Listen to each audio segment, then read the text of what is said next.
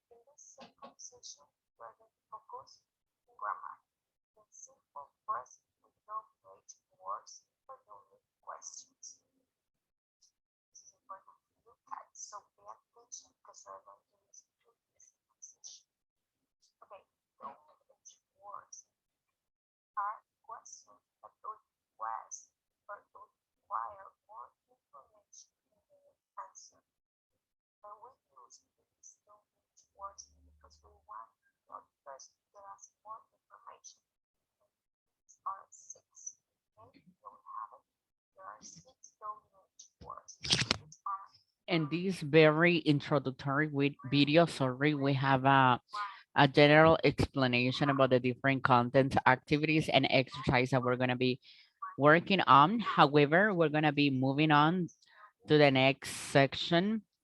And here you're going to have a listening part. You're going to practice. First of all, you're going to listen, and then you're going to repeat. And at the end, you're going to practice the different sports seasons that we have in the United States and Canada. Okay, so let's take a quick look at, let's take a quick listening, I will say, in this listening section. What sports do you play? Page 64, Exercise 1, Snapshot. Sports seasons in the U.S. and Canada. Listen and practice. In the spring, people play golf, play soccer, and play basketball. In the summer, people play baseball, play volleyball, and go swimming. In the fall, people play football, go bike riding, and go hiking. In the winter, people play hockey, go ice skating, and go snowboarding. Thank you very much for having this opportunity to listen this section. Now we're gonna be enhance our vocabulary related to sports. And here we have different type sports that people use to practice or to do, right? Judo, karate, kayaking, paintball, polo, pools or billiards, rafting, rock climbing, rapid, running, sailing, skiing, ski jumping, snowboarding, softball, squash, sumo wrestling, and also we have surfing, swimming, table tennis, tennis, tamping, bowling, trampolining, volleyball, and weightlifting. As well, we have another vocabulary: baseball, batter, basketball, basketball player, billiard, bowling, and at the very end of this vocabulary, we have bowler, boxer, and boxing. And those are very important vocabulary that we need to know how the different sports that we have, not only in the USA, but also in here in Nicaragua. Okay, and here you're gonna have a video tutorial about vocabulary sport one.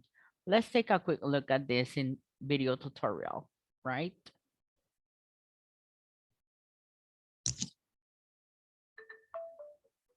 Smile and learn.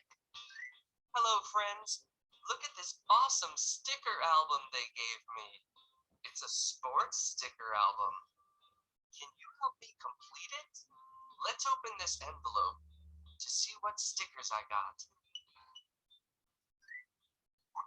The first one is a tennis sticker. We play tennis with a racket and a ball. Tennis. The next one is a swimming sticker. We practice swimming at the pool, and it's about moving the body to swim through the water. Swimming. And this one is a basketball sticker. In basketball, the winning team is the one that scores more points than the opposing team. To move, you need to bounce the ball. Basketball. This is a soccer sticker. In soccer, the winning team is the one that gets the ball over the opposing team goal line more times. You can kick or head the ball only. Soccer. A cycling sticker. Cyclists need a bicycle. The first one who crosses the finish line wins. Cycling. Let's see what else we have here. Athletics. Athletics is a group of sport activities like sprint running, jumping, and throwing. Athletics. Next one is a rowing sticker. In this sport, rowers propel a boat on water using oars. Rowing. And this is a rugby sticker. Rugby is played by two teams that have to carry the ball to the opponent's end of the field. The ball is oval shaped. Rugby. Let's see this next one. A skiing sticker. To ski, skiers slide on snow using skis that are long boards fixed on their feet. Skiing. And the last sticker is a scuba diving sticker. Scuba diving is practiced underwater. You use goggles, diving flippers, and a diving tank. Scuba diving. We learned so many sports words today. Shall we recap them?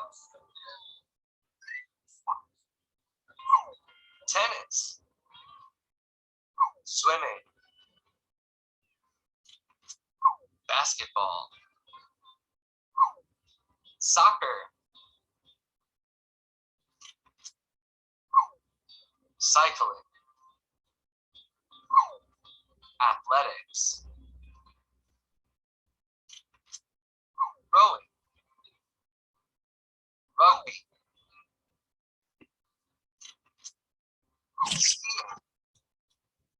Skiing. This is very Scuba extra vocabulary for you to enhance, right? Those are about sports, and I will definitely say it's really important to know vocabulary related to sports. Also, in here, we're gonna have another video tutorial related to sport and actions talking flashcards, okay? Flashcards are a very good resource to learn new vocabulary.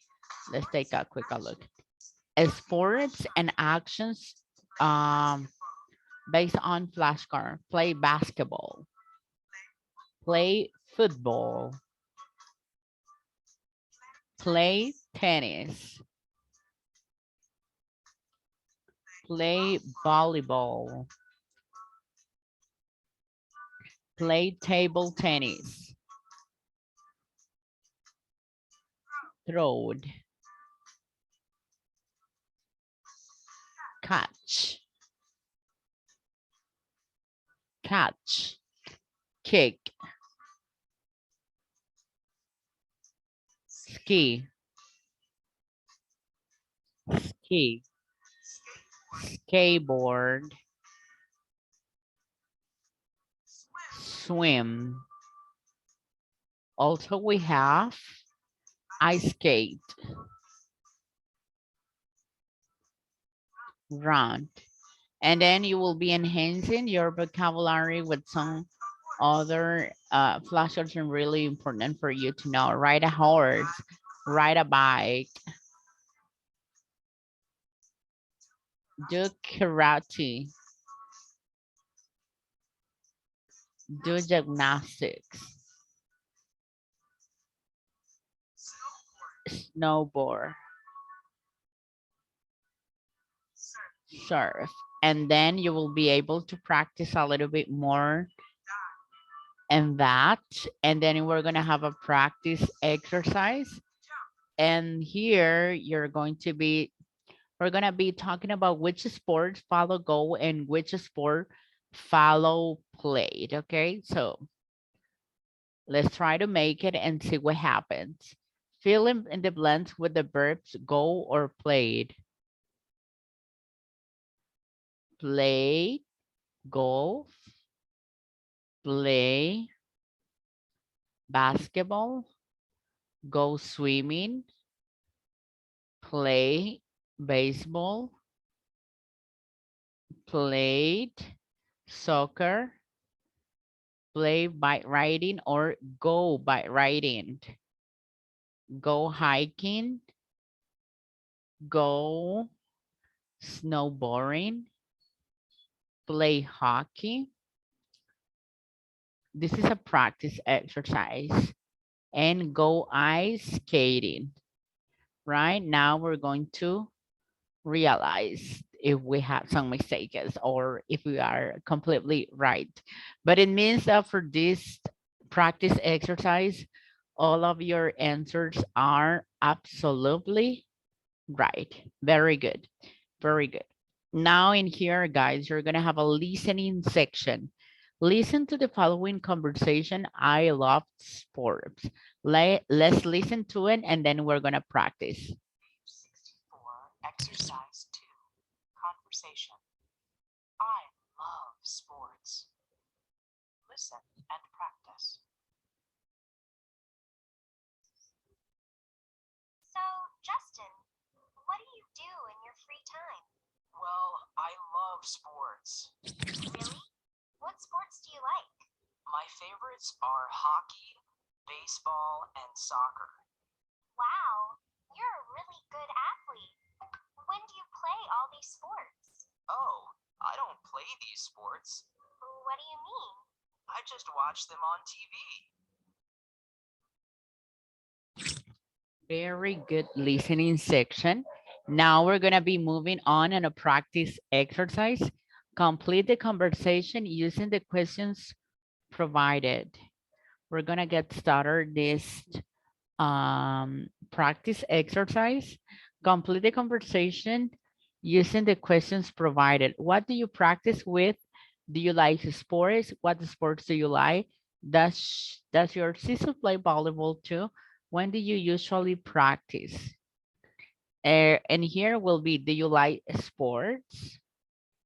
Do you like sports? Right? Yes, I do. I like sports a lot. Really? Um, what sports do you like? Well, and then in here will be, what sports do you like? And so on. And then you need to complete this very important part. Now, guys, we're going to be talking about the simple present in English. And I want to explain you something to you, that the simple present we're going to be using with an affirmative, negative, and with WH questions words. For example, WH questions are questions that require detailed information in their answers. Typical WH words are what, where, when, why, who, how many, and how much. In this case, to create a WH questions, start with the WH word, then add do or does, and then the subject. A person or thing that does the action, followed by the base form of the verb, and only then add the rest of the sentences, right? And here we have some other grammar explanation and in Spanish for you to know. What do I work, or where do I work? Who do you eat? How does she drive? And so on, right? In here, you're gonna have a a video tutorial talking about how to use the WH questions words with the simple present and English. Let's take a quick look at this. My name's Ronnie. What's your name? Who are you? And what are the 5 WH questions in English? Can you name them? 6. I got 6. Let's go to the board and see. In English, we have 5 very common WH questions. People will say the 5 WH questions. There they are. Repeat with me. Who, what, when, where, why, and how. Who, what, when, where, why, how. 6. Again. Who, what, when, where, why, how. When I was learning Japanese and Spanish, the very, very first thing that I learned was the 5 WH questions in Japanese and the 5 WH questions in Spanish. So I recommend that you remember these in English. You've got 5, 6 very important questions that you can ask anytime, anywhere, at any place necessary. You may look at this and go, okay, I see WHO, who, WH, what? This confused me as a child.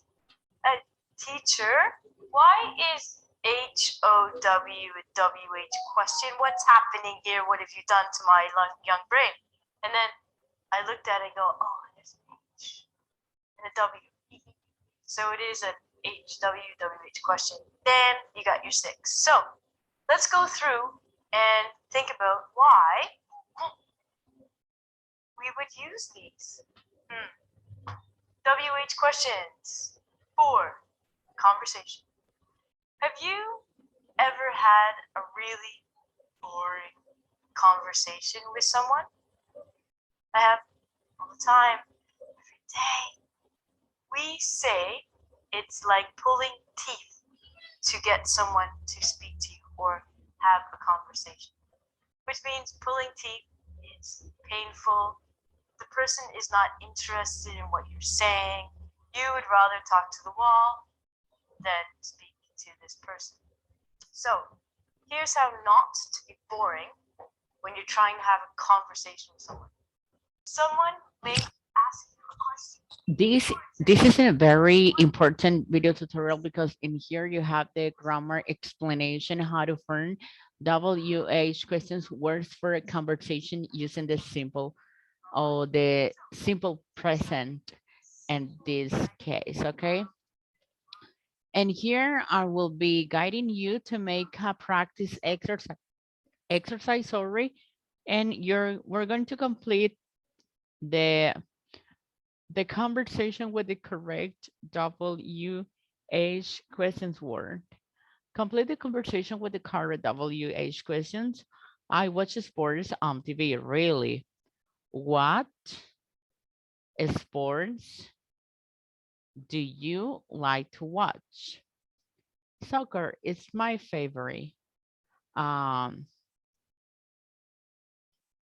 When do you usually watch soccer? On Sunday afternoon. And where do you usually watch it? At home? No, at my friend's house, okay? So we're going to submit them and then we're going to realize. And all of them are correct answers for this practice exercise. Now I'm going to be talking about an modal verb, which is can and cannot, which is the negative. And we use can when we have the ability, time, or will to do something. We use cannot or can't, which is the negative contraction, when we don't have the ability, the time, or the will to do something. And here we have the affirmative, negative, and interrogative form to make statements. Also, we have for singular and plural ways. Okay, for example, I can speak English. For negative, I can't speak English. And interrogative, can I speak English? Can and could are modal verbs. Can express the ability to do something or perform something, and could also express the ability in the past and the future that you are able to do or perform something. And here at the end, you're gonna be able to practice with the video tutorial English pronunciation, can and can't. Let's take a quick look at this video tutorial.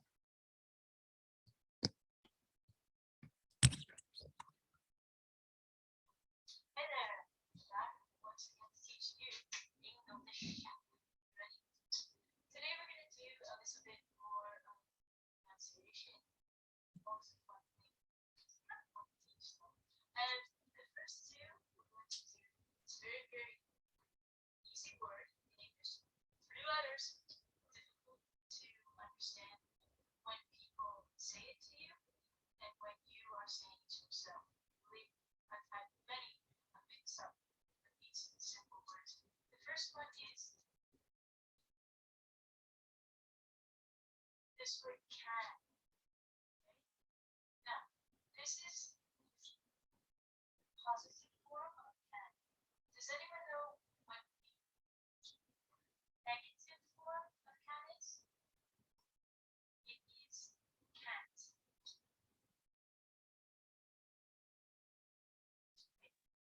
If you have a grammar book, you can take out your grammar book and it will tell you that it is actually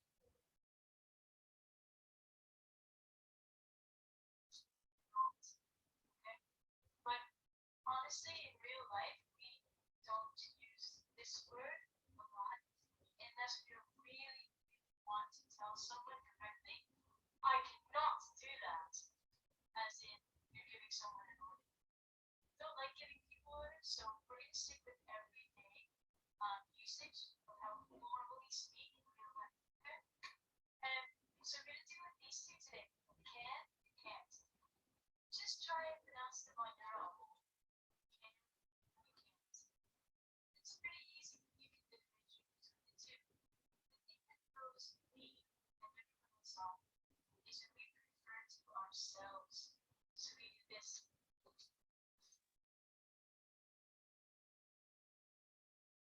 We say I can. But when we want to say something negative, we say I can't. Now it would be easier if we said I cannot. And not is two syllables. The can't is one. This is the trick. Oh, and I'm not tricks here of how. Okay, very good. And here you have the word stress with can't and can't with the negative and affirmative. Okay, at the end of this session, guys, you're gonna have an evaluated exercise. You're gonna choose the correct answer. You're gonna have 2 attempts, and this exercise goes for 5 points, okay? So please, you need to be working on time. And what do you do on the weekends? I usually stay at home and watch television. I'm a computer programmer. I live in Arizona. Where do you go snowboarding? Canada will be an answer, right? And that will be, how do you spell your name? S-I-M-O-N, Simon. Also, do you play the guitar? Yes, I do. And is he a doctor? No, he isn't. That will be our answers for today's lesson. And that will be everything for today. Okay, so I want to remind you, for those students who were not able to get joined to the Zoom meeting, let's remember that in here, in the platform and the subject and the class, there is a particular linking part into Spanish that will be enlaces. You're gonna click on it and then you will have the link of the Zoom meeting that you missed. And then you're gonna have the complete Zoom meeting uploaded and recorded in YouTube for you to take a quick look at it, for you to practice, okay? So if you do not have any questions, I want to tell you, thank you so much for your time. Thank you so much. Thank you so much for your dedication. And always remember, the more you practice, the better you get, okay? And I consider that any one of you have no questions, and I'm going to say goodbye.